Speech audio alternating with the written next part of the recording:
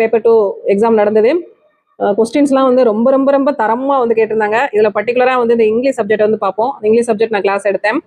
இதில் வந்து நம்ம வீடியோஸும் நிறைய வந்து போட்டு விட்டுருப்போம். அதை தவிர்த்து வந்துட்டு நம்ம ஆஃப்லைன் கிளாஸஸ்லேயும் வந்து நிறைய கிளாஸஸ் எடுத்திருப்போம். அதை தவிர்த்து டெஸ்ட் பேட்சும் வந்து கொடுத்துருப்போம். மெட்டீரியல்ஸும் வந்து ப்ரொவைட் பண்ணியிருப்போம். இங்கிலீஷில் நான் நடத்தினதுலேருந்து மட்டும் கிட்டத்தட்ட வந்து 30க்கு ஒரு 15லேருந்து ஒரு 18 கொஸ்டின் வந்திருக்குங்க. இது கண்டிப்பாக வந்து ஷியராக இருக்குது. நீங்கள் போய் நான் நடத்தின வீடியோவில் எடுத்து போய் பாருங்கள்.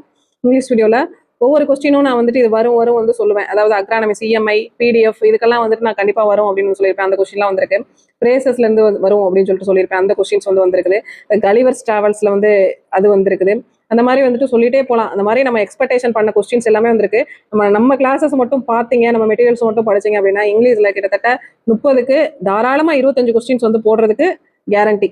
அந்த அளவுக்கு வந்துட்டு ரொம்பவே சந்தோஷமா இருக்கு கொஸ்டின் பேப்பரை பார்க்கும்போது. மற்ற சப்ஜெக்ட் கொஞ்சம் கஷ்டம் தான், நான் வந்துட்டு ஈஸின்னு சொல்ல வரல. பட் இங்கிலீஷ்ல நான் டீச்சரா நம்ம நடத்தினதுலேருந்து வரும்போது இன்னும் கொஞ்சம் வந்து சந்தோஷமா இருக்கு. அதை தான் நான் கூட வந்து ஷேர் பண்றேன்.